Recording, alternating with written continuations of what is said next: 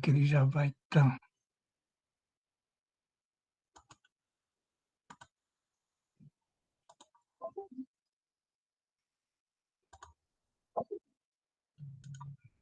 Todos estão vendo a tela? Sim. Hum? Sim, dá para ver. Ok, obrigado. Bom, nós não vamos repetir esse material de leitura de apoio que a gente passou, né? Mas a gente vai pegar algumas telas que são importantes para a gente dar o início nesse tema.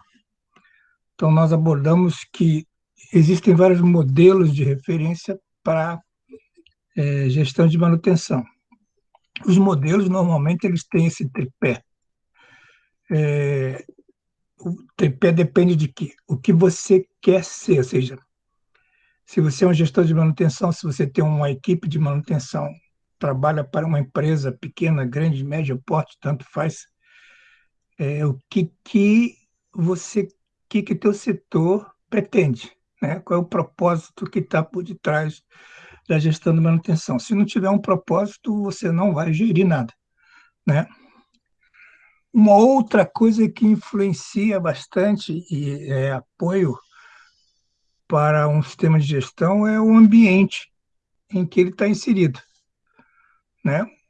Você pode ser gestor de uma empresa pequena em que não lhe dão muitas condições de trabalho, equipe pequena, orçamento baixo, poucos recursos, não tem como aplicar manutenção preditiva. Então, há limitações na gestão. O que é permitido fazer, né? E, por último, para fechar o tripé, daquilo que você quer, dentro daquilo que te deixam fazer, o que você pode alcançar, né? Ou seja, dentro dos modelos de referências que existem na literatura, algumas etapas ou mistura de etapas você pode trabalhar no sentido de atingir o propósito que você quer, baseado em alguma referência. Sempre.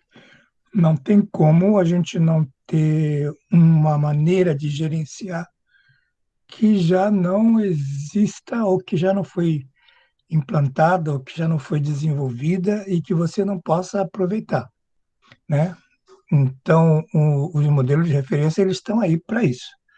Os modelos são 9 modelos, vocês, quem teve a oportunidade de ver, pode dar uma revisada lá.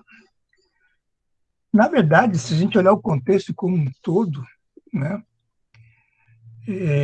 a manutenção tem tarefas para serem feitas, tem gente, tem recursos monetários, tem máquinas, equipamentos, ferramentas. As ferramentas estão mais na tecnologia do que nos recursos, né? Os recursos estão mais voltados para as equipes, para o investimento e os próprios ativos. E as tecnologias são a maneira como nós fazemos os procedimentos, os sistemas que nós usamos para atender, as ferramentas, os métodos de trabalho e a própria filosofia que o setor tem. Então, tudo isso nós está a dispor da manutenção para executar as tarefas que ela tem para fazer. Claro, nós temos que obedecer as normas, as regras da empresa, não dá para fazer nada que seja fora disso daqui. Então, isso aqui é uma limitação.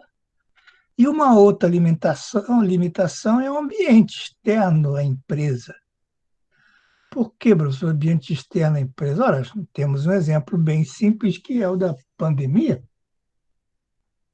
Mas a pandemia influencia totalmente, né? Se eu tiver que fazer isolamento social, não vai ter recurso que vai chegar na empresa. né? Não vai, algumas tarefas vão deixar de ser feitas e esse ambiente externo ele vai influenciar totalmente as tarefas do que eu tenho que fazer. Então, o ambiente externo também atrapalha. Da mesma forma como o ambiente externo atrapalha, como o ambiente interno também atrapalha. Se você trabalhar numa empresa e os funcionários quiserem fazer uma greve, ou parte do setor quiser fazer uma greve, você também não vai ter condições de executar as tarefas, porque ou a tua equipe está parada, ou parte dela vai estar parada. Então, os ambientes externos e internos, eles fazem pressão sobre as estruturas. E, como consequência, a manutenção sofre aí nas execução das suas tarefas. Não só manutenção, operação, qualquer setor da empresa vai sentir isso daí. Então, para a gente atingir os objetivos e as metas, nós não podemos fechar os olhos sobre todos esses aspectos que influenciam os ambientes, as normas, as regras da empresa, a falta ou não, ou a deficiência de tecnologia, a falta ou a deficiência de recursos. As tarefas vão ser executadas bem ou mal em função de todas essas variáveis que nós temos. Se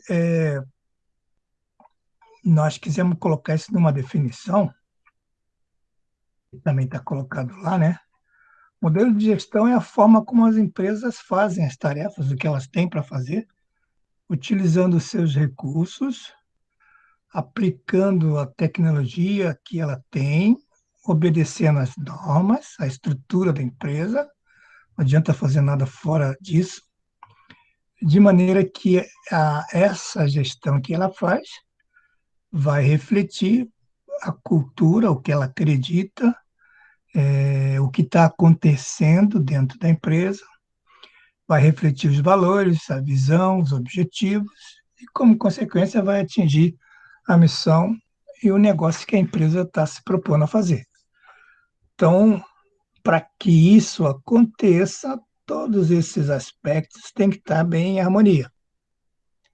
Então, não adianta. Vamos falar em gestão da manutenção. Estou cheio de ideia. Mas se algumas dessas variáveis não vai funcionando bem, né? Tu tem uma equipe interna, um ambiente não muito bom, harmonioso, tem dificuldade de conversa, tem dificuldade de diálogo, vai ser muito difícil você tentar fazer alguma coisa, porque isso vai atrapalhar. Não tem jeito, né? Então, esses aspectos precisam estar casados para que eu consiga realmente fazer as minhas tarefas. Bom, o modelo de gestão que a gente propõe para trabalhar numa empresa, ele vem lá da gestão da qualidade, do círculo da qualidade de Deming, dos gurus da qualidade que a gente chama, né? Ou seja, ninguém está inventando nada. Na verdade, esse modelo ele já existe e ele parte do princípio em que há uma constante giro dessas ações e ele define que há um quadrante de ações que podem ser o que a gente chama de planejamento. No modelo da qualidade, você define as metas, define os métodos para alcançar aquelas metas. Então, isso é planejar. Executado esse planejamento, você gira essa roda e passa a executar o segundo quadrante, que é o da execução propriamente dita, ou seja, aquilo que você idealizou, você educa e treina a sua equipe e trabalha, faz a execução desse plano, faz esse plano girar de acordo com o que ele foi planejado. E aí, uma vez que você planejou e executou, vão começar a aparecer os primeiros resultados.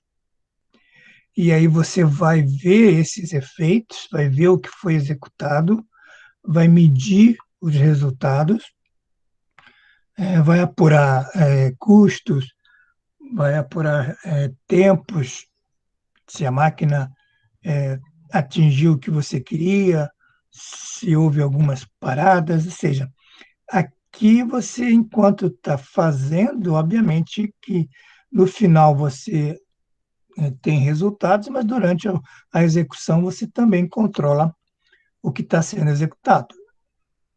Então, no início que você tinha planejado as suas metas, é, isso foi alcançado, né? Vamos controlar aqui. E se não foi alcançado, eu tenho que rodar de novo esse sistema para esse último quadrante aqui, em função dos resultados que eu obtive, o que, que eu preciso melhorar no meu planejamento para que a minha execução possa sair mais aproximada do que eu planejei. Então, eu sempre planejo, eu sempre executo, eu sempre verifico e eu sempre corrijo ou padronizo aquilo que está certo, e esse sistema ele vai sempre rodando. Na verdade, um setor que trabalha com esse tipo de sistema, ele nunca para, né? Ele está sempre, a ideia desse sistema é que ele está sempre girando, está sempre trabalhando, rodando, visando cada vez mais melhorar os seus processos. Então, aquele lá é o círculo de qualidade. O nosso modelo proposto, ele envolve exatamente a parte de planejamento, que a gente está colocando ali 4 ou 5 etapas. E a etapa 5 ela está avançando aqui dentro da etapa de execução, né, o do. E essas etapas a gente vai trabalhar. A primeira etapa desse planejamento é exatamente levantar o que vai ser trabalhado, as informações dos equipamentos, organizar essas informações, depois definir as prioridades, nós vamos classificar quais equipamentos são mais importantes. Tem equipamentos que são mais importantes que os outros, tem linha de produção que todos são importantes iguais, então isso a gente precisa entender o que é prioritário, né? Desculpa. A terceira etapa, uma vez que a gente definiu quais os ativos e as máquinas a ser trabalhado, e entendemos o que é mais prioritário, nós vamos aí agora elaborar as ações de manutenção, né? Vamos fazer o plano e a programação. Tem uma diferença, o plano é o que você quer fazer, a programação é quando, quem, né, como ela vai fazer. E, por último, nessa etapa, que pode ser o início da outra, você precisa pensar em materiais. Nem toda máquina você vai precisar começar a trabalhar com materiais adquiridos. Então, existem algumas técnicas que podem não ser necessário adquirir materiais, que hoje em dia é um investimento alto que as empresas normalmente não gostam de fazer, ter capital parado, né? É o almoxarifado. Então, isso não é uma coisa que estoca somente o necessário. Mas isso a gente vai abordar um pouquinho lá na frente, né? Então, aqui nessa etapa de planejamento, com 4 ou com 5 etapas, você define as ações e define os resultados que você espera. A essa máquina, ou essa linha de produção, ou essa fábrica, ela vai trabalhar 24 horas por dia. Normalmente isso já é um dado da própria fábrica, a manutenção não influencia nisso, né? 24 horas por dia, mas eu não quero que a minha fábrica, por exemplo, pare mais que um dia. Então, ela vai produzir de 30 dias, ela pode produzir 29 e um dia só para fazer ações de manutenção, preservação, manutenção. Isso é um objetivo da empresa, né? Bom, isso foi alcançado, né? Isso a gente vai, então a gente planeja aqui, põe a fábrica para rodar e depois a gente vai verificar. Então, aqui na parte de execução, que eu comentei para vocês, a gente não vai poder trabalhar no nosso curso, porque envolve as rotinas, o que a gente poderia fazer para essas ações, esses treinamentos da equipe terem êxito. Então, a gente não vai poder abordar muito esse aspecto, mas a parte de controle, né, acompanhar, isso a gente vai ver. A gente vai trabalhar com alguns indicadores que podem dizer para a gente se o que a gente planejou está adequado, né? Ou não. Puxa, eu planejei aqui que essas máquinas deveriam estar trabalhando 95% do tempo. Depois que eu rodei o plano, depois de um certo período, né, eu apurei e essa máquina está 90% do tempo trabalhando. Ficou 5% abaixo do que eu queria. Por quê? Né? Por que ela não atingiu esse objetivo? Bom, tem vários motivos. O objetivo foi alto demais, né? O projeto da máquina é muito ruim, se tem uma expectativa alta e, na verdade, ela nunca vai atingir. Então, talvez tenha que rever o indicador. Mas, na maioria das vezes, são algumas ações que a gente pode prever e que não tinha sido previsto, né? Então, a gente vai voltar, vamos trabalhar as ações corretivas, né? Padronizar o que deu certo primeiro. Deu certo, era aquilo que a gente queria, beleza, vamos padronizar. E o que não deu certo, nós vamos, então, analisar essas, vamos chamar assim, de falhas de planejamento e vamos elaborar novas ações de manutenção no sentido de quando o plano rodar de novo, nós tenhamos melhores resultados. Então, esse plano, esse modelo proposto que pode ser aplicado em qualquer empresa, em qualquer porte, a pessoa, uma pequena empresa lá, uma portinha só com duas máquinas, pode, tranquilamente.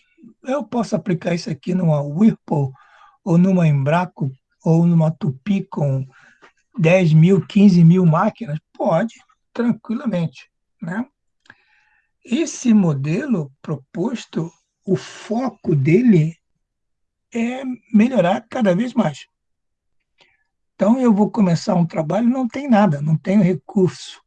Tem um mecânico, e olhe lá, ou tem um mecânico e um eletricista, e não tem mais nada. Beleza, vamos planejar com o que a gente tem. Vai se começar fazendo algumas atividades que, consequentemente, vão diminuir algumas falhas. Eu já vou ter alguns resultados, já vou ter alguns bons indicadores, mas certamente eu vou precisar fazer mais coisas, porque a minha equipe é pequena, recurso é pequeno, mas eu vou rodando o plano de novo. Planejo melhor na segunda vez, executo melhor, já consegui obter mais resultados, mas ainda precisa corrigir de novo, volta de novo a corrigir o planejamento, e, e pela minha experiência ao longo desses anos de trabalho na área, pequenas empresas que têm poucos recursos começam a atingir bons resultados e o setor se transforma, começa a se reverter em investimento, a empresa começa a enxergar o setor como uma boa solução financeira para retornar investimento, para retornar ganho de produtividade, e o que era pouquinho no início, com algum tempo de trabalho, se torna um grande setor, né? Um local muito bom para se trabalhar. Então, esse modelo que nós vamos abordar ao longo do curso, o foco dele é melhoria contínua. O planejamento, das metodologias, dos procedimentos, ele vai evoluir na medida que eu vou obtendo resultados. Então, ele é por isso que ele pode ser aplicado para uma empresa que não tem recursos. Agora, não. Mas se você começar a trabalhar nesse método, treinar a sua equipe, daqui a um tempo você vai ter resultados que te possam pleitear mais investimentos para o setor.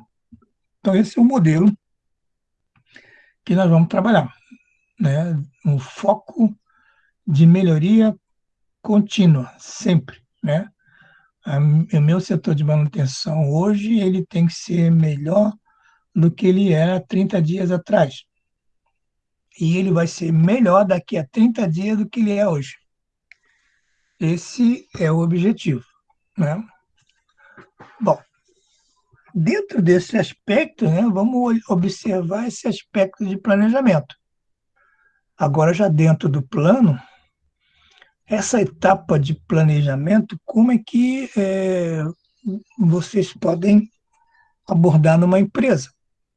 Claro, se você chega agora para trabalhar numa empresa, a Embraco, uma Tupi, uma Whirlpool, uma Caesar, uma Tigre e mais outras empresas grandes que nós temos na região, temos várias, isso aqui já está pronto. Você não vai planejar a manutenção de uma empresa que já está no mercado há muito tempo, já tem um setor de manutenção, então você vai entender como que o setor trabalha. Agora, se você chega numa empresa pequena que tenha o dono e mais operadores, nunca teve um setor de manutenção e você foi contratado para organizar isso, aí sim, você tem que pensar em estruturar o teu sistema, a tua fábrica em função dessas noções de planejamento. Então, o que a gente vai colocar aqui é como se você estivesse iniciando um trabalho, né? Ou adequando um trabalho. Então, planejamento tem que entender que nós estamos falando de manutenção, mas toda empresa ela tem um nível de planejamento, tem essa etapa de planejamento. Isso você acontece conosco na vida particular também. Não dá para fazer as coisas sem planejar. Então, a gente precisa ter um mínimo de planejamento. Eu posso até ser não muito bom nisso, mas alguma coisa eu preciso pensar, né, para ter algum tipo de eficiência, né, e esse setor realmente colaborar com a organização. Então, para chegar aonde eu quero, que são os objetivos, eu preciso então pensar, bom, como é que eu vou fazer para conseguir aqueles objetivos? A empresa está esperando que as máquinas não parem mais do que 5% do tempo delas. Ou seja, elas estejam disponíveis mais de 95%. Como é que eu vou fazer isso? Né? Então, eu vou ter que estudar todas as máquinas, o que está acontecendo, todas as falhas dela, e começar a fazer plano de ações para que diminua essas falhas e, como consequência, a empresa vai atingir o objetivo que se quer. Então, planejar é entender a situação, como é que está hoje, para mim, é saber como é que eu vou chegar lá na frente. Isso é basicamente o planejamento, né? Este setor, ele se antecipa, né? A ideia principal é que ele se antecipa às mudanças internas, porque ela precisa se manter sempre eficaz, porque precisa sobreviver, né?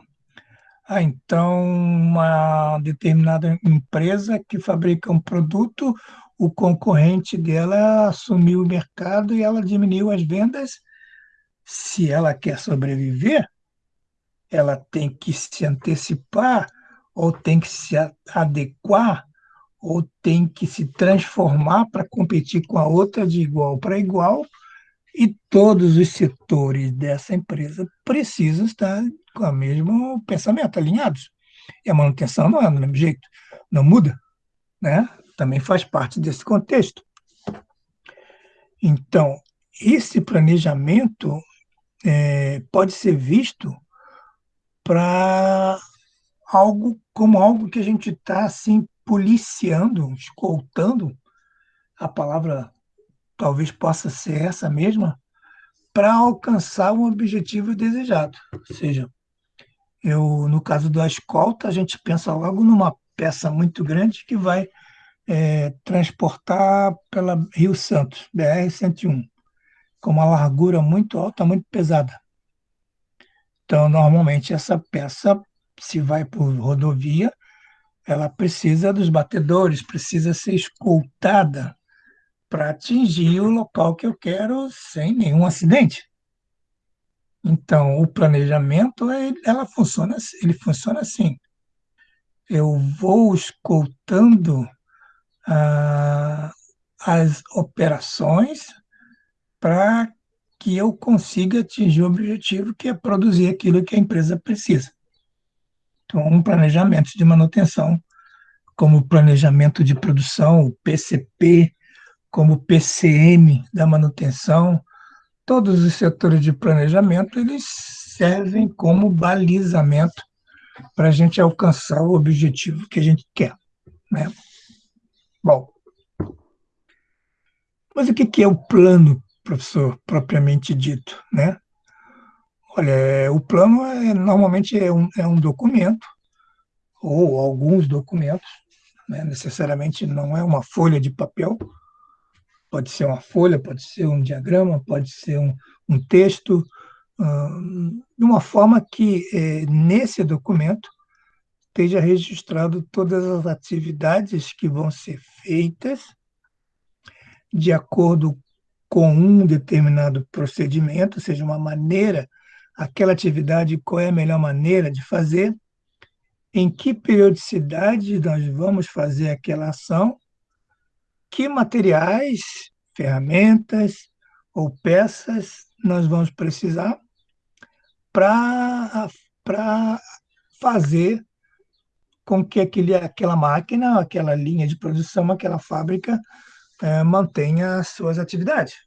Ou seja, é algo que a gente coloca de forma descrita, de forma gráfica, de forma de tabela, mas é algo que a gente ali naquele documento, naqueles documentos, registra tudo que vai ser feito, de quanto tempo, em quanto tempo vai ser feito, o que eu vou usar para fazer aquilo, né? E como vou fazer aquilo se a atividade assim precisar de uma descrição do procedimento.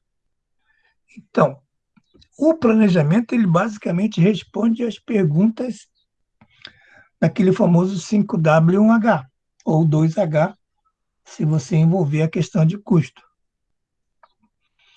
Então, primeiro, se eu penso no planejamento, eu tenho que responder o que eu quero fazer, como que eu vou fazer e em quanto tempo eu vou fazer.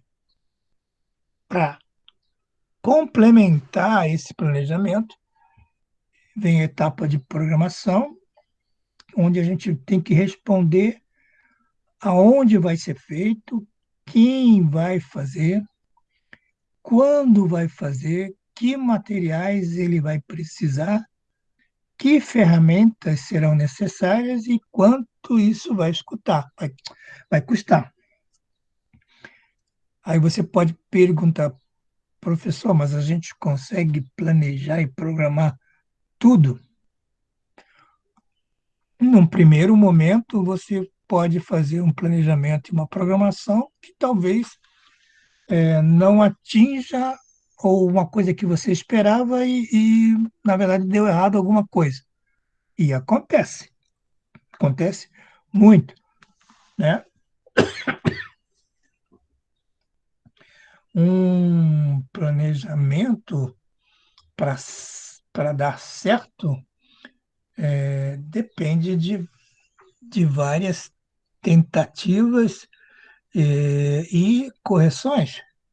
Então, quanto mais eu planejar, mais eu vou acertar.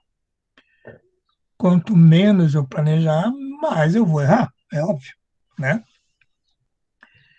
Então, um plano, colocando ali numa tabela, né? Agora colocando em forma de tabela, ele vai responder o aonde, que seria o endereço aonde vai ser feita a manutenção, uma sequência de ação de manutenção, tudo isso em um local específico. Então, é o aonde.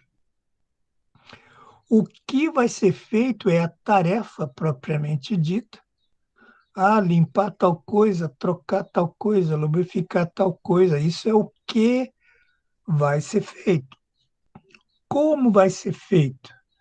Dependendo do que vai ser feito, pode existir um procedimento, pode, pode ter um treinamento específico para a pessoa saber como vai ser feito, que material que ela vai usar, que ferramenta, se for uma ferramenta específica. Quando a gente fala ferramenta, essa ação de manutenção não precisa listar aqui, vou usar duas chaves de boca, vou usar uma chave de fenda, vou alicate, não, não é essas ferramentas que vão ser listadas. Essas ferramentas, elas fazem parte já da caixinha de ferramentas do mecânico ou do eletricista, e o conceito de ferramentas aqui é algo específico daquela atividade, né? Vou montar um rolamento a quente. Então, opa, aqui eu preciso de um aquecedor de rolamento. Isso é uma ferramenta que não está na caixinha do mecânico. Eu preciso, muitas das vezes eu nem tenho, vou alugar. Então, eu preciso planejar essa locação, né? Bom, então esse é o como vai ser feito. Tem o quem, que equipe, né? Mecânica, elétrica, instrumentação, eletrônica. Quem é a equipe que vai ser feita? Pode chegar até o profissional. É da equipe de mecânica quem vai fazer o mecânico Geraldo. É ele que vai fazer. E o tempo estimado, quanto mais eu já ter feito essa atividade, mais eu vou acertar. Vou fazer a primeira vez, eu calculei meia hora. Depois da execução feita, veio o apontamento na ordem de serviço e levei 45 minutos. Errei feio, 50%. Vou replanejar isso, ou seja, esse tempo ele vai ser cada vez mais preciso à medida que eu fizer mais vezes essa ação, né? E quando vai ser feito, aí é o momento em que eu vou definir o início do planejamento. Então, se eu tenho o onde, o que, como, quem vai fazer e quando vai fazer, né? Eu estou trabalhando, sem dúvida, no planejamento. Só que o planejamento em si, ele precisa de uma data de início desse serviço, né? Eu não vou fazer tudo isso aqui, ó. Primeira atividade, na parte dianteira do motor, tem um código para isso. Eu vou verificar a temperatura. Vou utilizar um termômetro do tipo tal. Os critérios de medição são esses. Se você encontrar em tal faixa, faça tal coisa. Se você encontrar numa outra faixa, faça outra coisa. Enfim, quem vai fazer é o eletricista Miguel. Vai levar 15 minutos e vai fazer isso todo mês. Beleza. Mas quando começa? Né? Eu defini todo o plano, mas não disse quando começa. Então, eu posso preparar todo o planejamento e disser o seguinte: olha, esse planejamento vai começar a rodar a partir de hoje. Hoje é dia 10 de novembro, você vai colocar essa data no sistema e aí o plano vai rodar. Bom, fez a primeira vez, aqui está dito que vai ser feita a cada semana. Hoje é dia 10, próxima vez que vai sair, dia 17. Foi executado, próxima vez que vai sair uma semana vai ser dia 24. E aí o sistema roda sozinho, né? Quando eu falo sistema é porque essa ação de manutenção foi cadastrada num sistema de manutenção, ou se a empresa é pequena não tem um sistema, foi colocado numa planilha Excel e foi dito que a próxima ação vai ser feita daqui a 7 dias, uma semana. Então, eu preciso definir, além de saber disso, eu preciso definir quando que eu vou começar, né? E aí, a gente tem o que a gente chamou de plano de manutenção. Ou seja, eu tenho todas as ações definidas, todas as perguntas respondidas, tenho uma data de início desse trabalho, tenho uma programação definida, e aí esse plano de manutenção começa a ser trabalhado, ok? Então, plano de manutenção, ele precisa ter esse conjunto de ações bem definidas, bem claras, né? Bom, as etapas básicas depende. Bom, eu preciso levantar quais são os equipamentos que eu vou trabalhar, né? Se minha etapa de planejamento, bom, eu vou trabalhar em que equipamento? Mas por que isso é importante? É bem simples. Ora, você trabalha numa empresa aqui em Joinville, mas essa empresa tem uma filial em Jaraguá do Sul e uma outra em Blumenau. A sua manutenção vai atender Joinville, Blumenau e Jaraguá? Ou só Joinville? Ah, não, só Joinville. Beleza, então eu vou planejar minhas ações, a minha equipe para atender Joinville.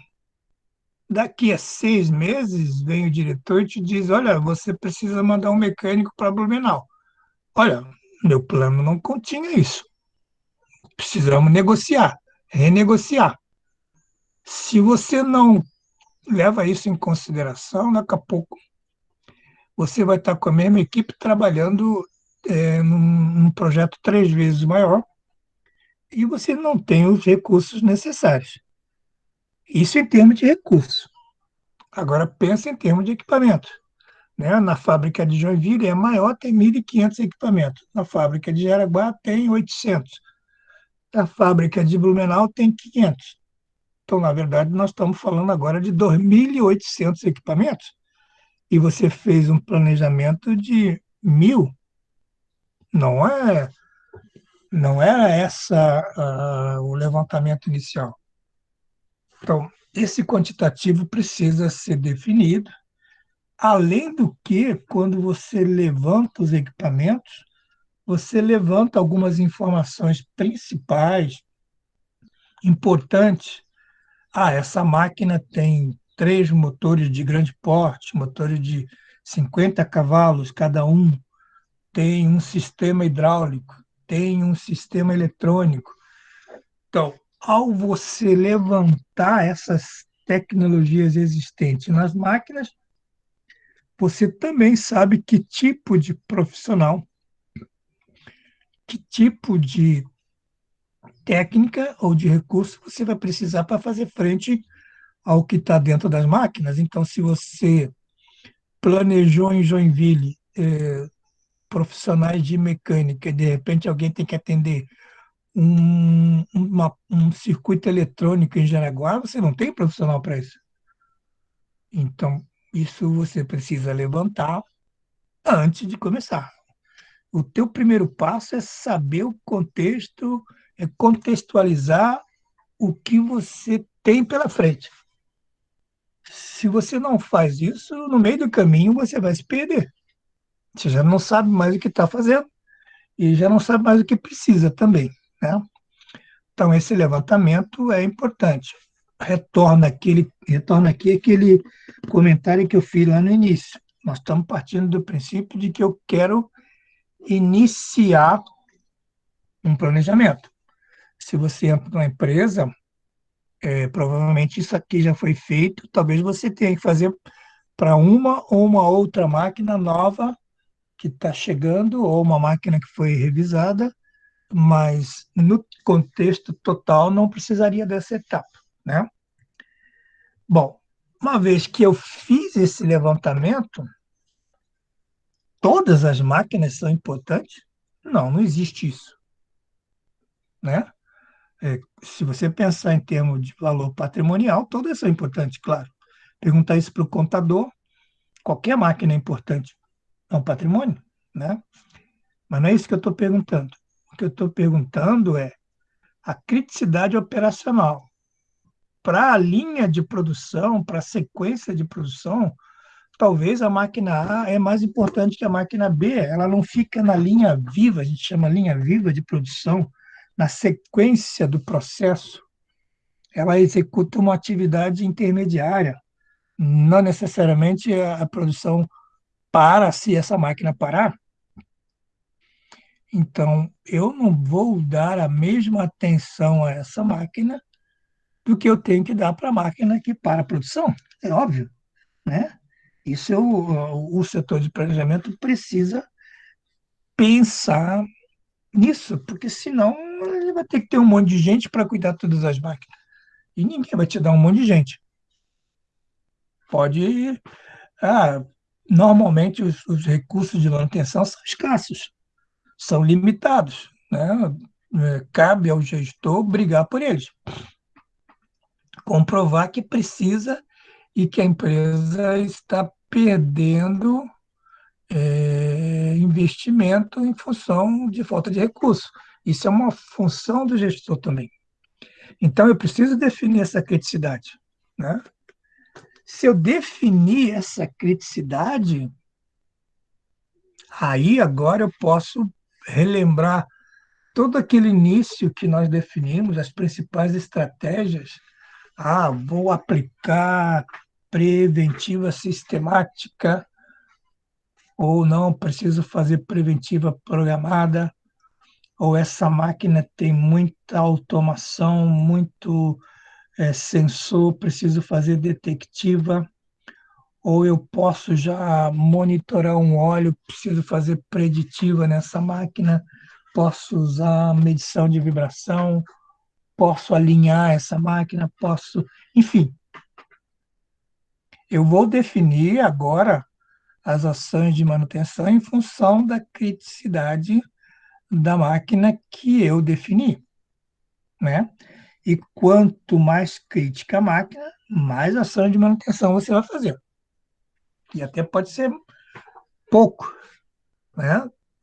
Tem situações em que você pensa todas as ações possíveis e mesmo assim aconteceu uma falha, né? Lembre-se que a manutenção preventiva ela não elimina a falha, ela diminui a probabilidade de ocorrer uma falha. Então, eu vou, nessa etapa 3 do planejamento, eu vou definir as ações que eu tenho que fazer em função da criticidade da máquina e botar o plano para funcionar, né? Então, o plano vai ter uma estrutura. O que é uma estrutura, professor? É uma hierarquia, né? Nós vamos verificar que eu posso pegar uma máquina e dividir ela em sistema de acionamento, quando tem um motor, essa potência ela é transmitida para um redutor, então é um sistema de transmissão. Como é que é esse sistema de transmissão? Ah, é correia polia? Não, é corrente? Não, é acoplamento.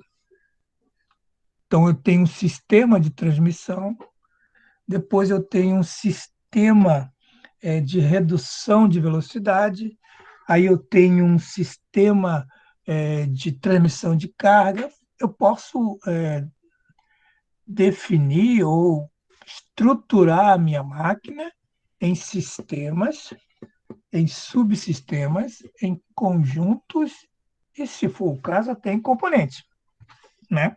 Depende do meu objetivo, né? Se eu quiser dimensionar sobressalentes, eu preciso ir a nível de peça, para me saber se eu preciso ou não ter um, uma quantidade de peças reservas em estoque para atender aquela máquina, né? Sempre levando em consideração que o que é mais difícil a gente estocar uma peça numa empresa. Mas se a gente estiver convicto que a empresa ganha dinheiro tendo aquela peça em estoque, diminuindo o tempo de máquina parada, o gestor de manutenção vai ter que explicar e dizer o porquê disso, de ter essa peça em estoque.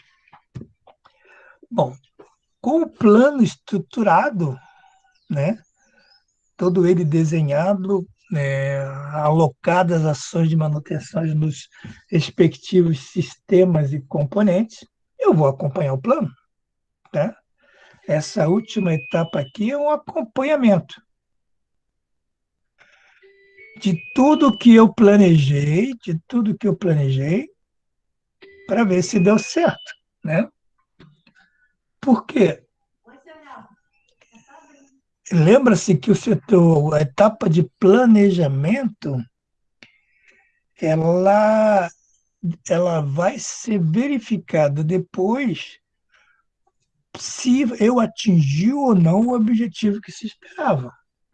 Então, essa etapa 5 aqui é bem depois da execução, ou mesmo durante a execução, a gente começa a perceber, caramba, eu podia ter feito isso, né? Ou um mecânico podia fazer isso e a gente pode evitar uma perda de tanto tempo ou uma parada de tanto.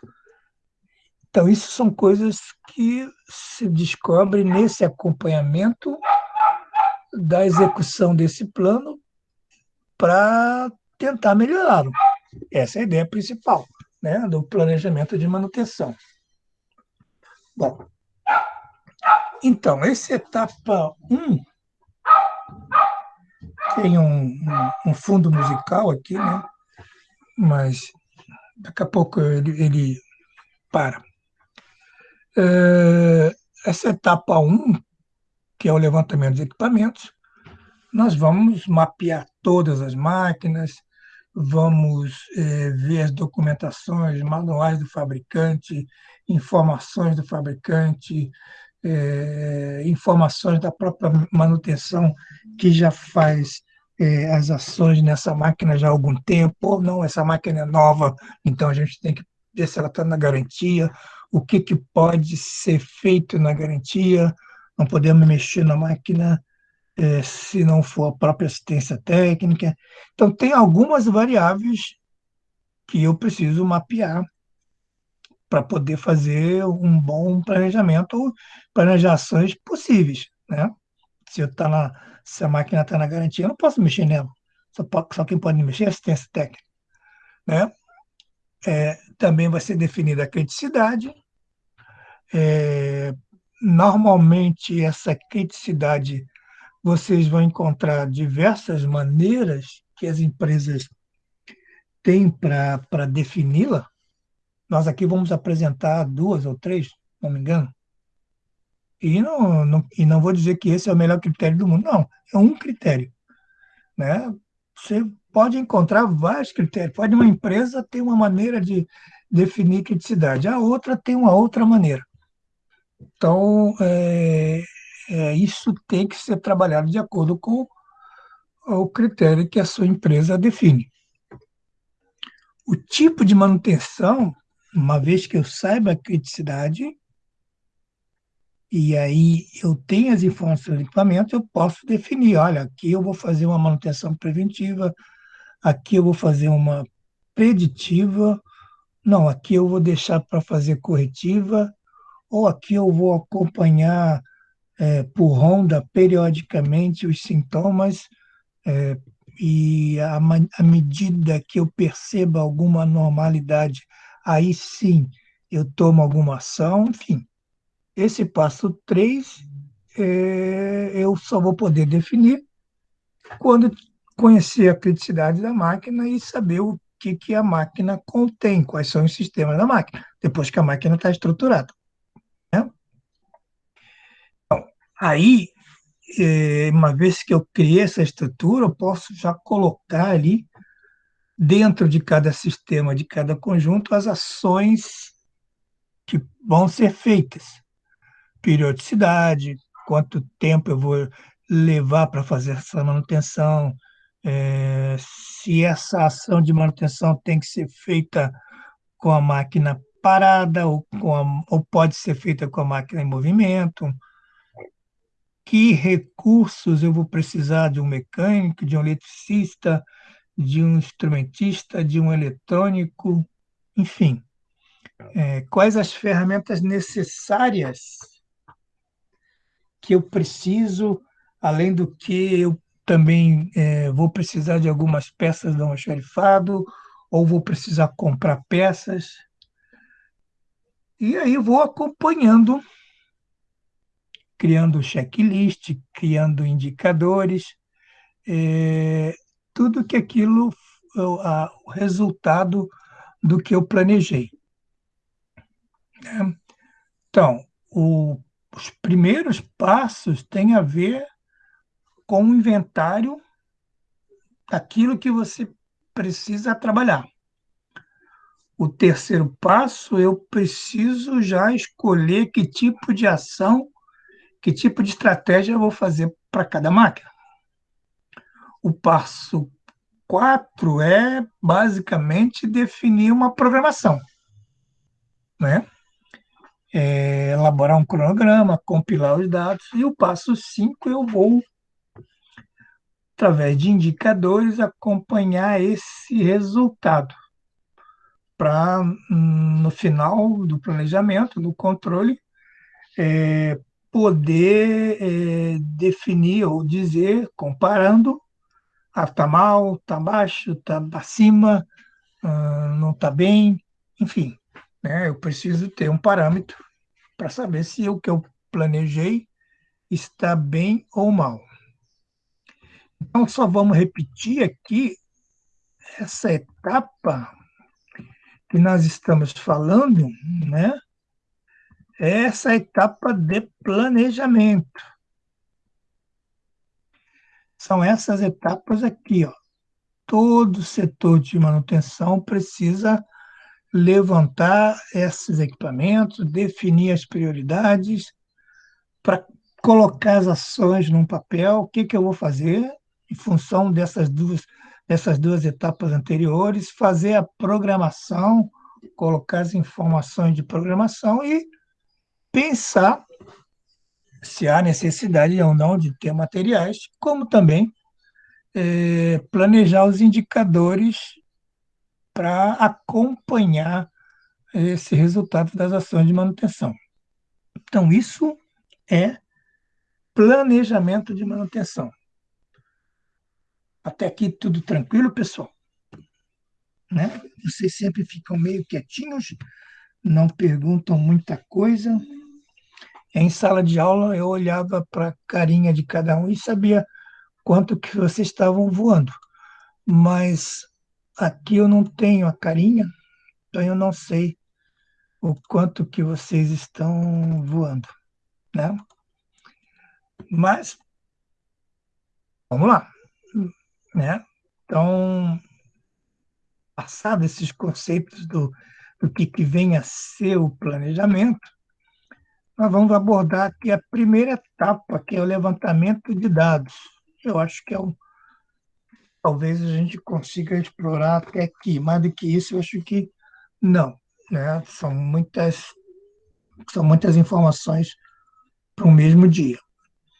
Então, eu agora tem que raciocinar que eu estou nessa etapa de levantamento de dados.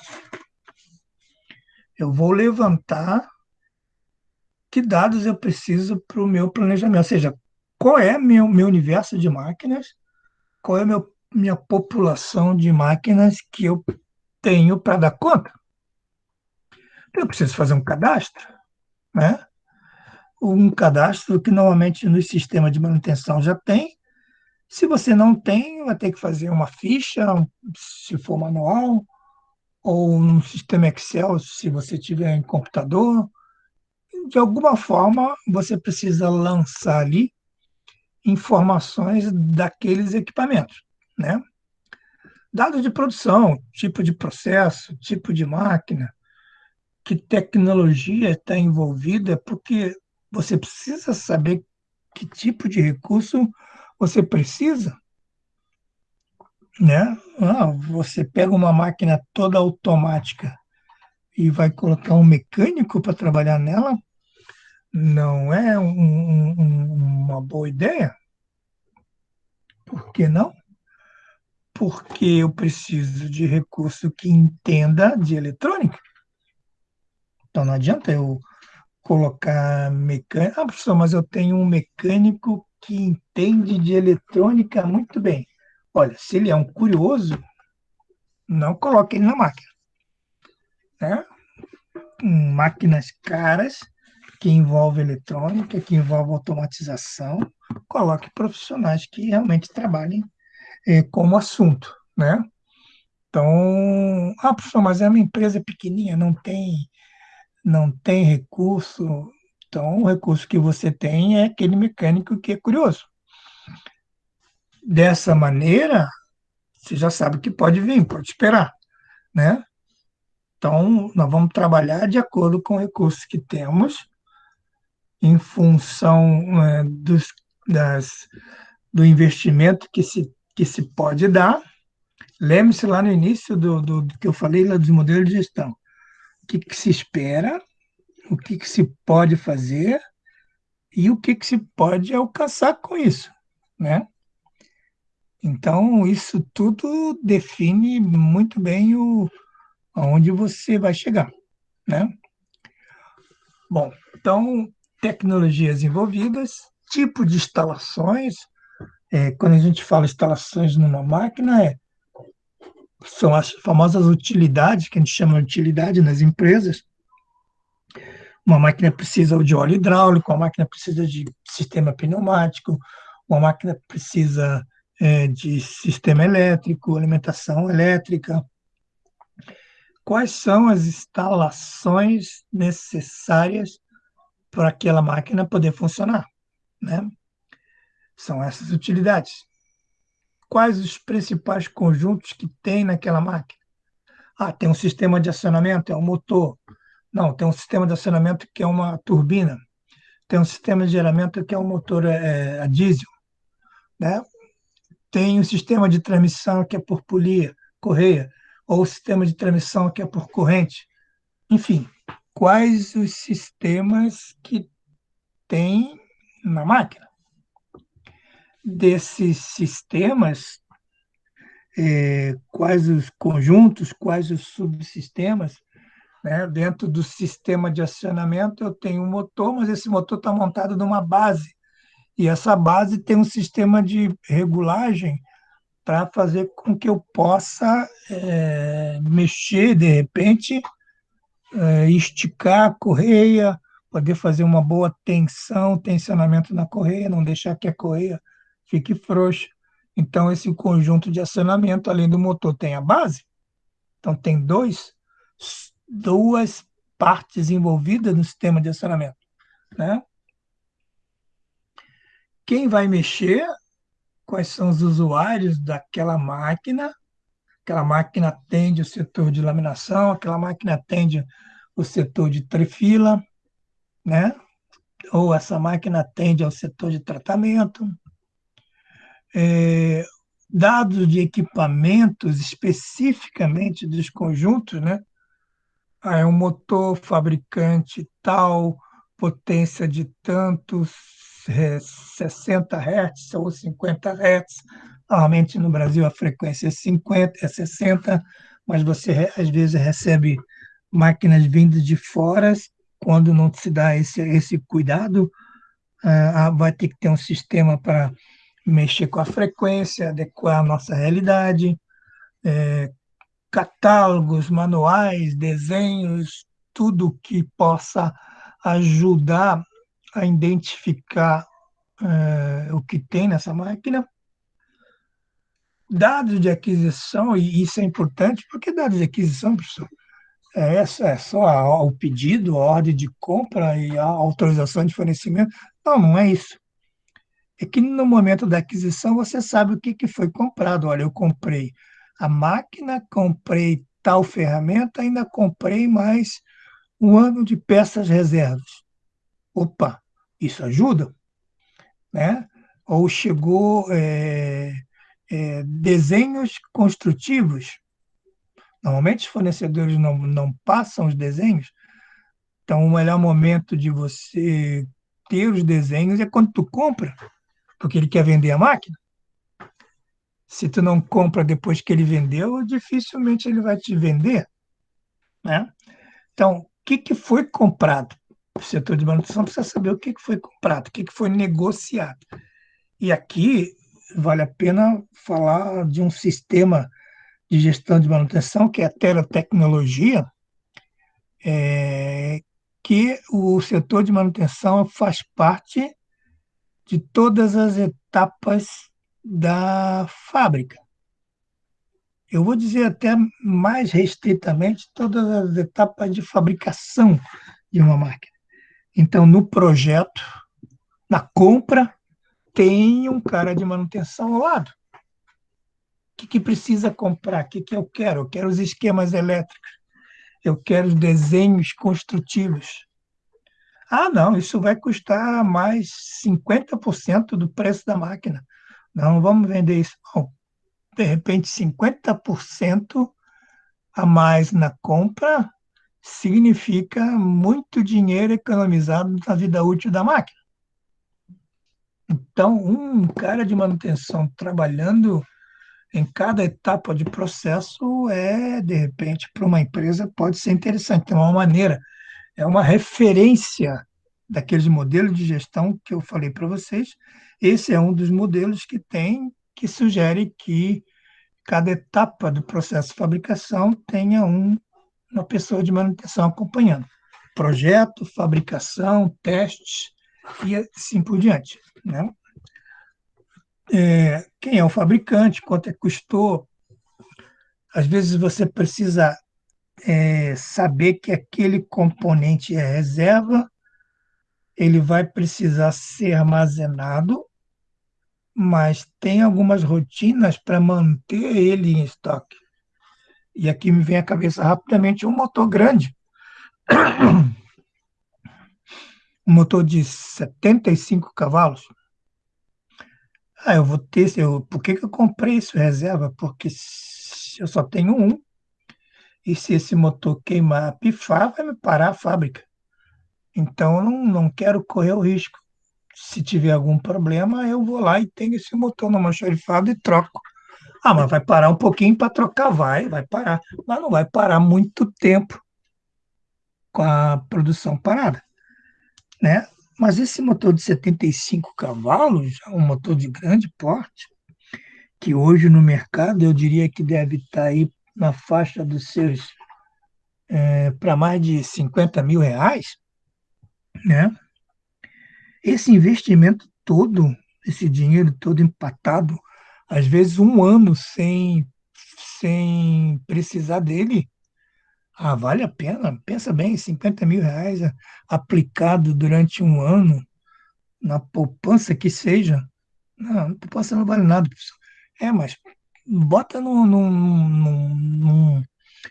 outro tipo de rendimento, tá mais para uma empresa, né? Para nós que somos pessoas físicas, talvez não tenha, mas para pessoa jurídica, as possibilidades de aplicação são maiores.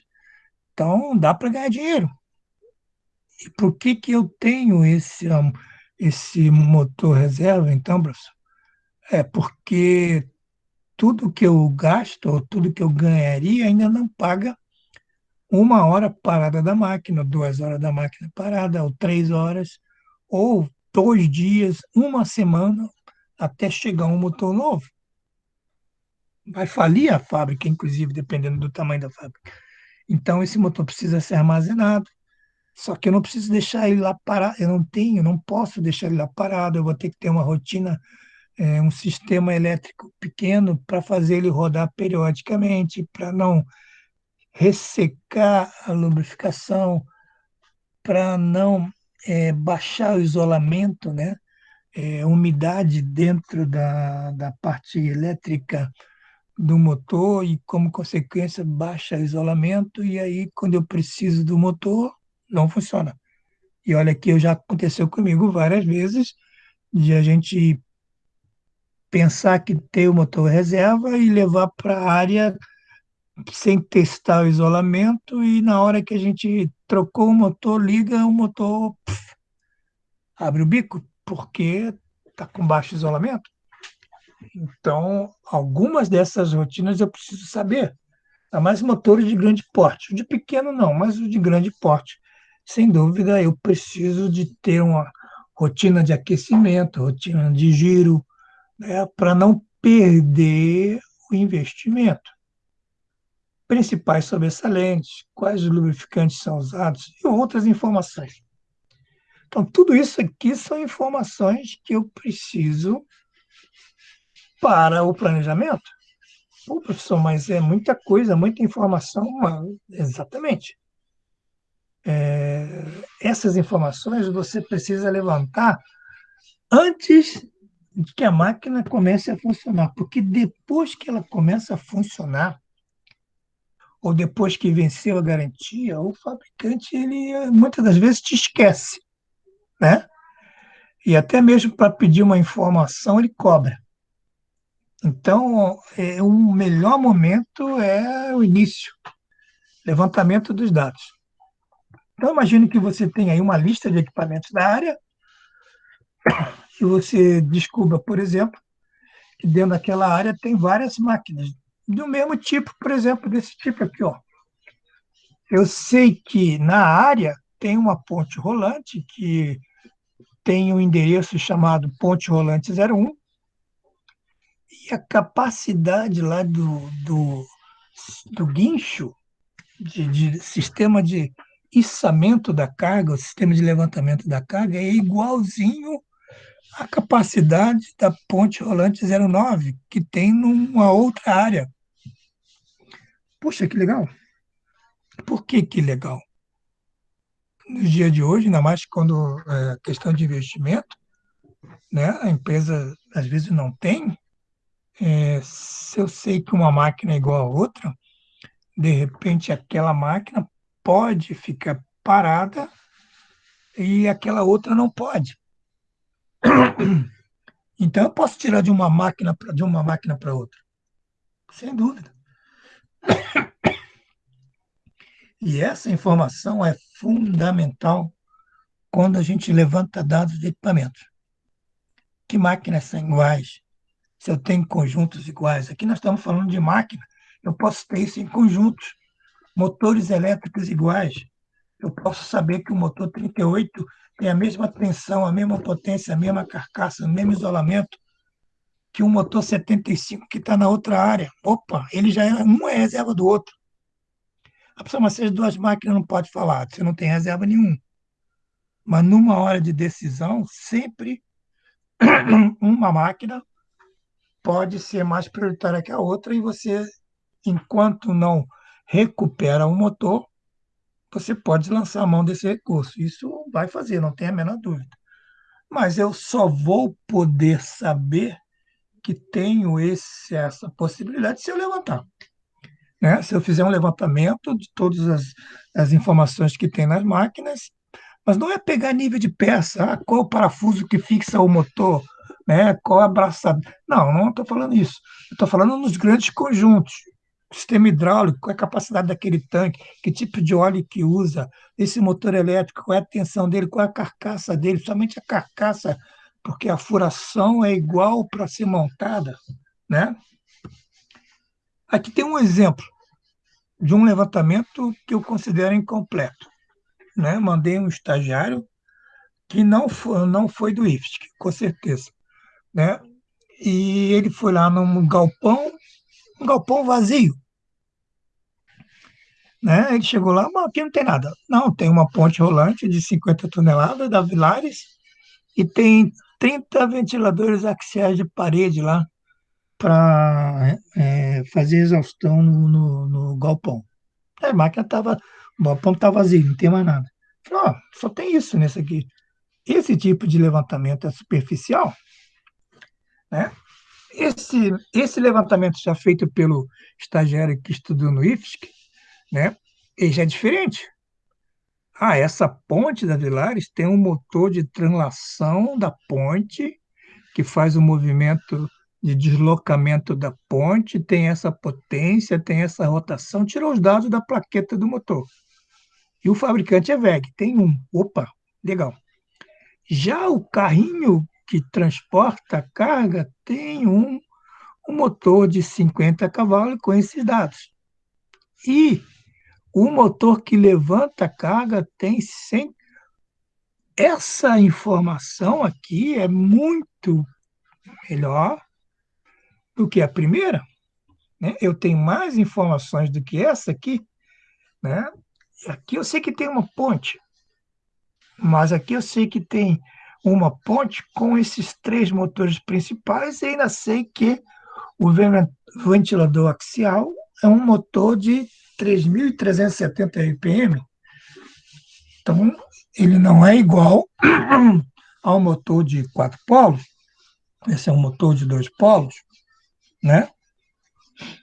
Então, aqui eu tenho mais informações e eu posso cadastrá-las e posso, de repente, ter situações em que se aquele galpão está parado, aquele motor eu preciso cuidar. Ou vamos supor que aquele galpão está parado porque a empresa decidiu, mas aquele motor parado aqui na região de Joinville, que num dia dá 36, umidade 60, daqui a uma semana dá 18 graus, umidade 95.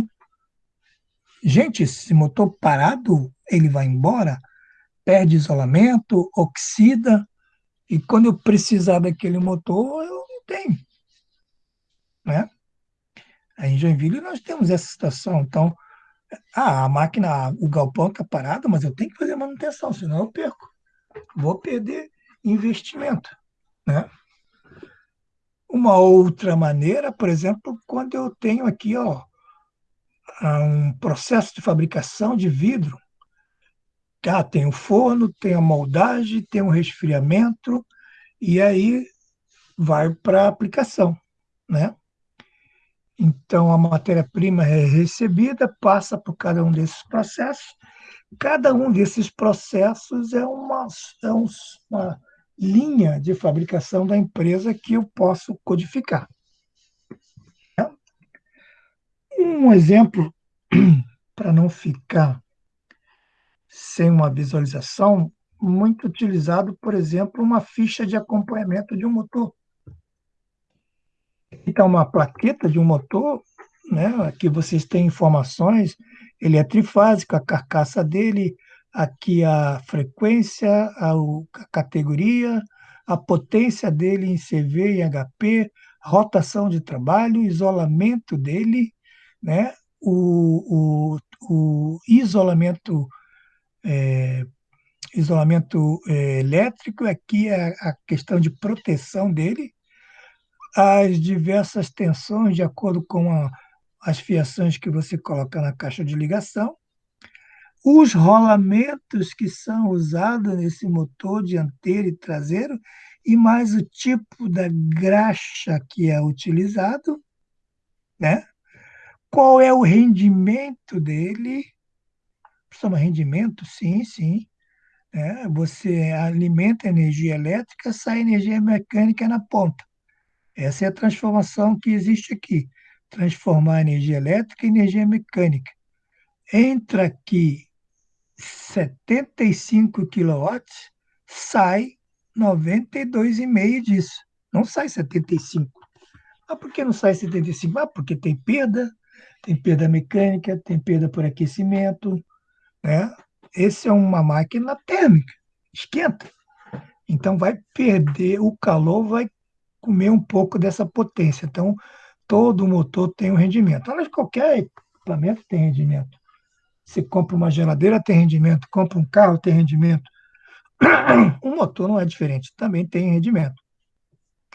Então, essa placa de identificação, por que a ficha, professor? Ah, porque a placa eu vou lá e já preencho e guardo essas informações, porque tem muitas possibilidades de eu perder a placa de identificação desse motor, né?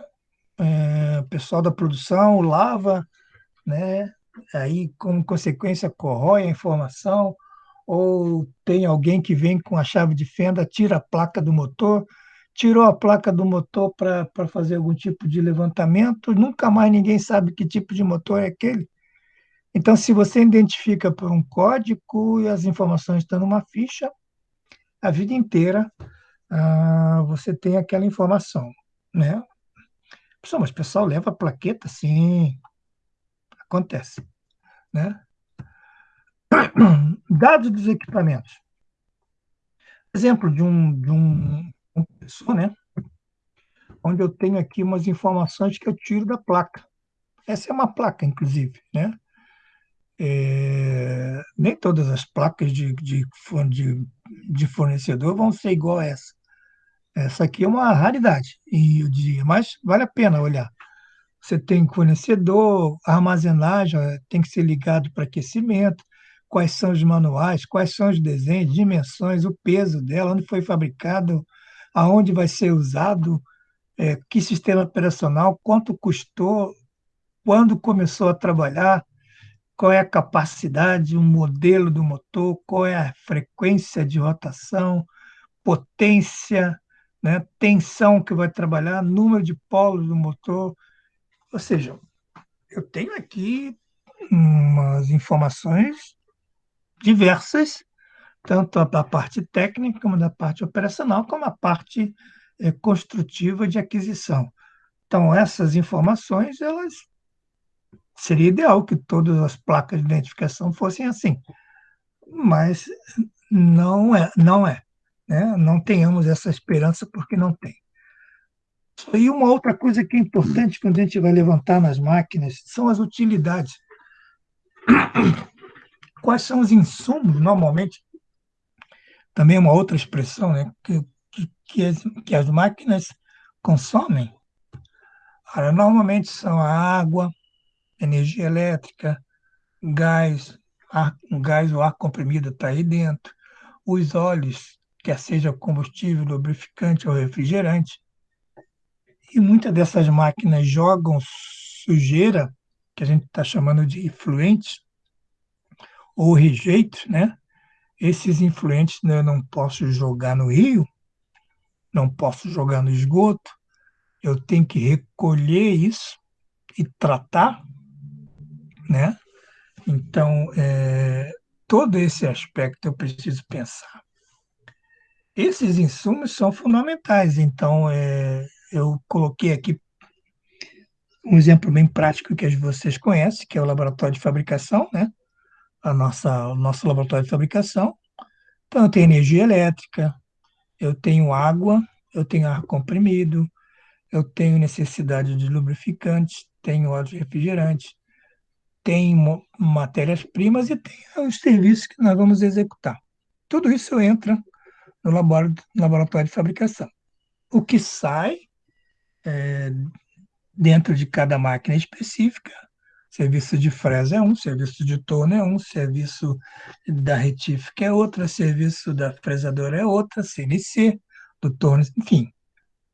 Cada um executa o serviço de acordo com a sua máquina, então sai um serviço, mas junto desse serviço eu tenho rejeitos sólidos, tenho resíduos líquidos E o meu processo não está simplesmente em fazer a peça.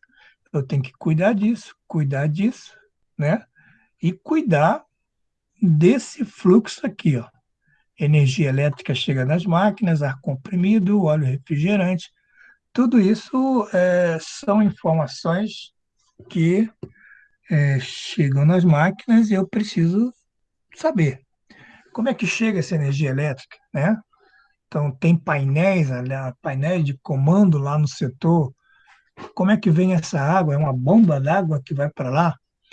É um compressor, todo mundo já viu, tem um compressor de ar comprimido, de pistões, né, colocado lá. Como é que isso chega nas máquinas? Que tipo de óleo lubrificante são usados nas máquinas? Quais são os óleos refrigerantes que tem em cada máquina?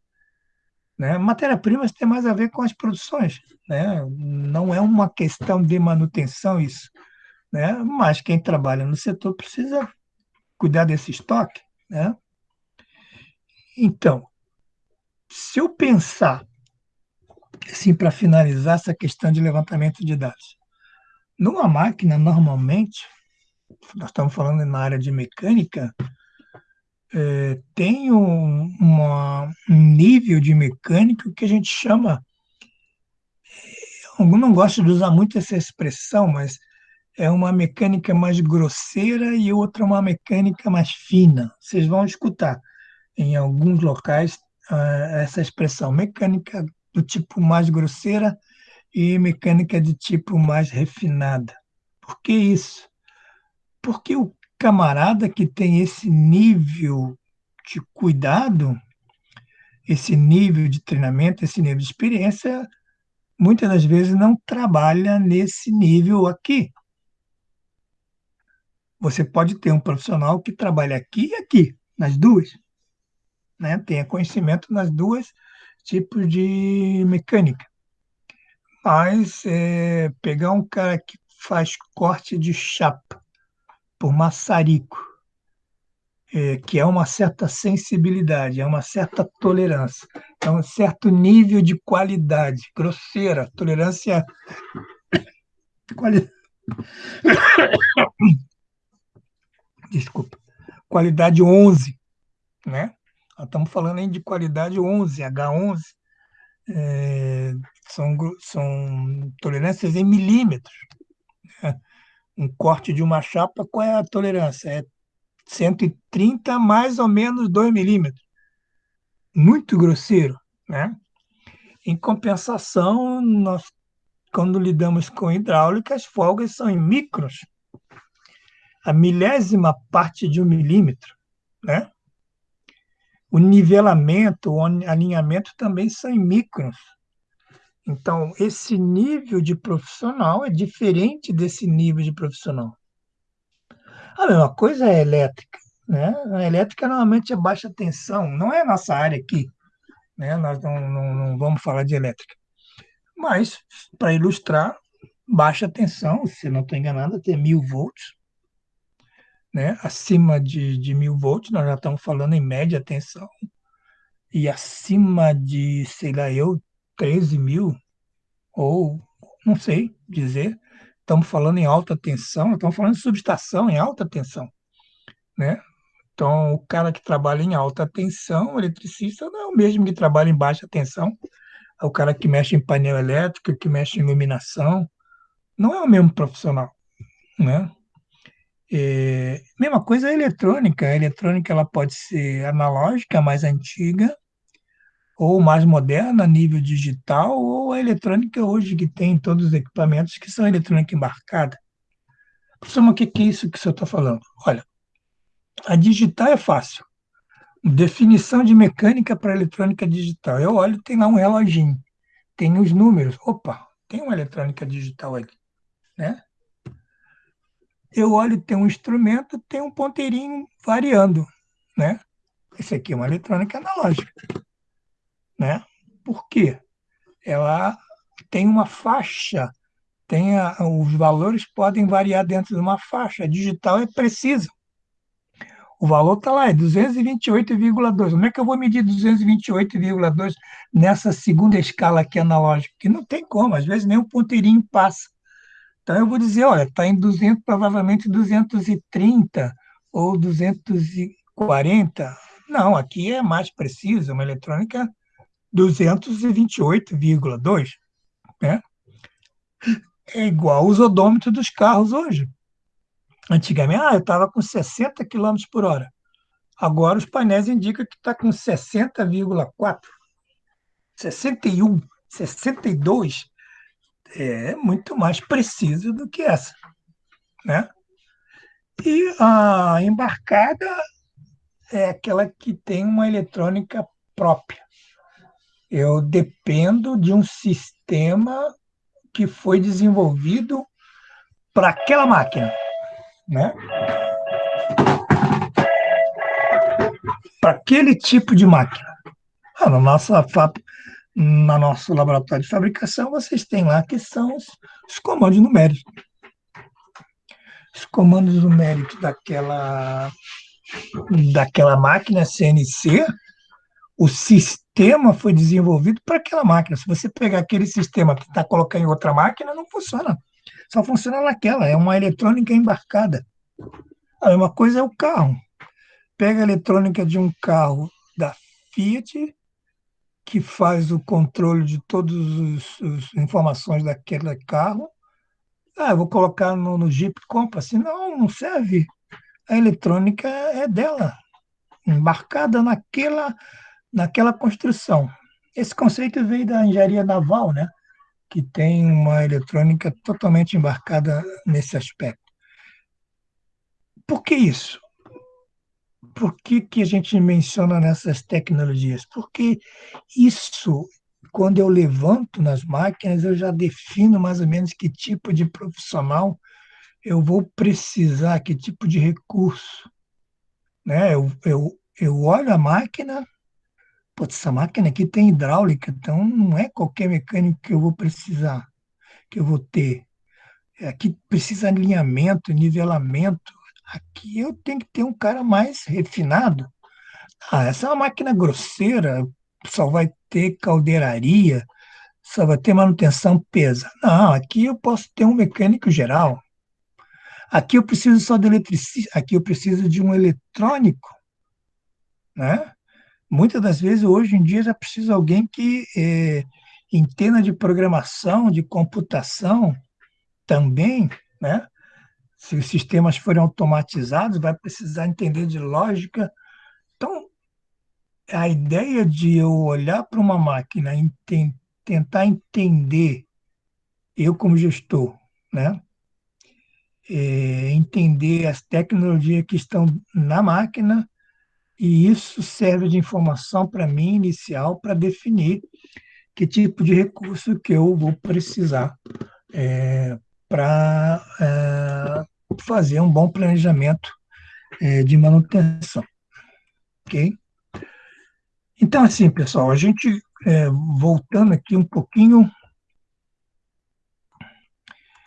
parando aqui e voltando aqui um pouquinho naquela apresentação que eu fiz para vocês, para a gente terminar, né? Só para.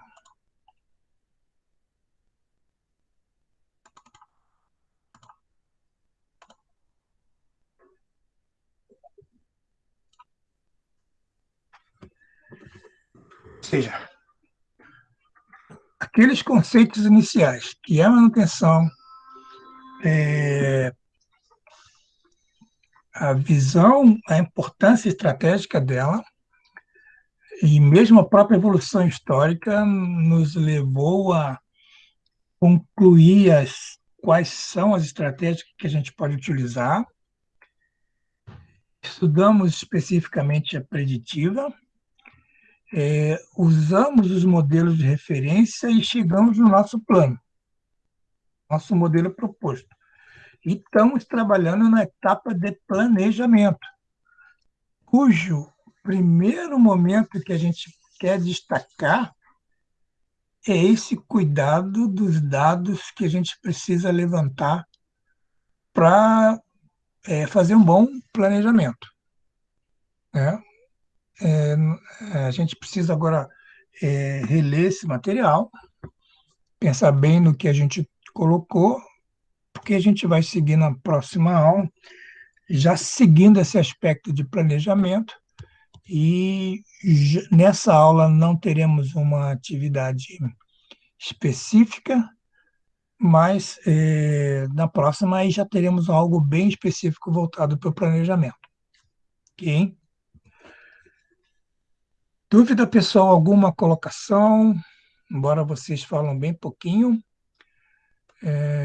alguma coisa que eu preciso enfatizar que vocês não entenderam? Não?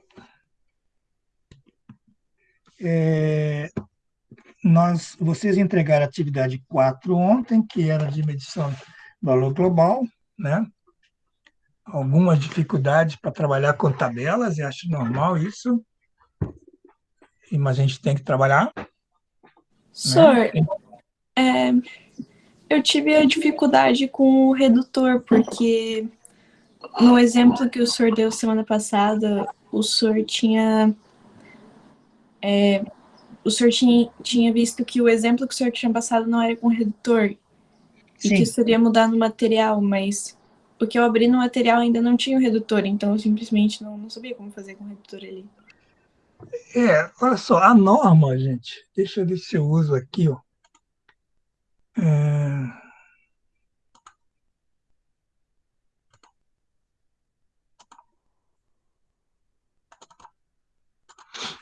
Deixa eu usar aqui um recurso do Paint só para entender o que a gente não... Eu tenho um quadro ali atrás, mas ainda não... Então, olha só, aqui eu tenho um motor, né? Esse motor, ele tem um sistema de transmissão, ok? Opa, professor, transmissão é com P, né? Com T. Então, vamos... sistema de transmissão, seja ele qual for. Desse sistema de transmissão, aí eu tive um redutor. No exercício anterior, nós falamos só desse motor aqui. Ó. A norma que nós estamos usando, que é 2372, né? Ela define que o equipamento todo é avaliado pela potência do motor. Tá? Se esse motor tem até 20 cavalos, é classe 1. Se ele tem até 100 cavalos, é classe 2. Acima, até 400 é 3 e assim sucessivamente. Então, o exemplo que nós usamos da Insala só tinha esse motor. Né?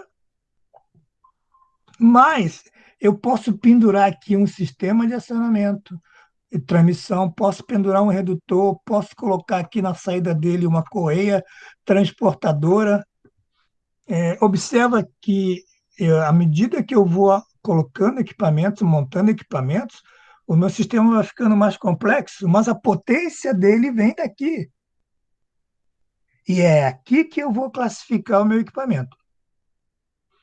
Não importa se ele está com um motor de 50 e está tocando um redutor de 500 HP. Uma enormidade. Vamos supor que quisesse gastar dinheiro para isso. Né? Isso seria um absurdo.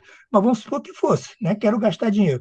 Então, eu tenho um motor de 50, um redutor de 500 HP, e eu consigo virar uma correia transportadora de 1000 HP. Meu, que absurdo. Não interessa. A potência, o que vai ser definido em termos de vibrações, é quanto que esse motor, a potência desse motor, é ele que vai influenciar todos os demais conjuntos.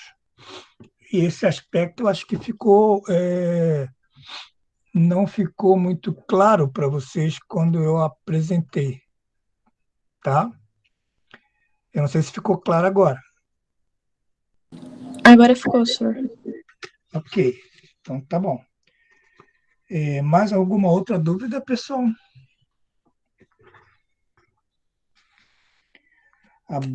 Deixa eu só dar uma olhadinha enquanto nós estamos aqui. Daimar está aí. O Gabriel Elias, Gabriel Reinert, o Gabriel Chons.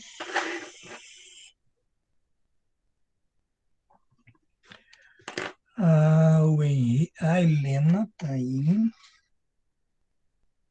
O Henrique. O José Vitor. A Maria Isabel, o Matheus Duncan e o Romero. Beleza. E o William saiu mais cedo. Oi? Acho que o prof esqueceu de mim. Isabela. O professor pulou todos os primeiros da chamada ali. Não, é porque eu já tinha notado você, Isabela. Foi a primeira que entrou. Ah, é verdade. Eu já tinha marcado. Mas não tem problema, tá certo. É sempre bom mencionar. Pessoal, então, assim, a gente pode ficar por aqui. Eu só gostaria que, ao longo do dia, eu devo estar entregando por e-mail. Não, o 3 ainda é por e-mail. Não, a 3 foi tarefa que eu passei ou foi e-mail? Foi tarefa. Tudo Então, tarefa. eu vou devolver a atividade 3 na tarefa. Os que fizeram a recuperação da 2, eu vou mandar por e-mail, porque essa ainda não estava. E também, ainda hoje, eu devo passar a atividade 5, que é aquilo que a gente viu, final de técnicas preditivas, já usando ultrassom, usando análise de óleo, ferrografia e a termografia. Então, algumas questões para a gente fixar bem aqueles conceitos. Ok? Então, aguardem que durante o dia eu deveria estar postando essa sequência aí. Ok, pessoal? Se não há mais alguma coisa, bom dia para vocês. Boa semana também.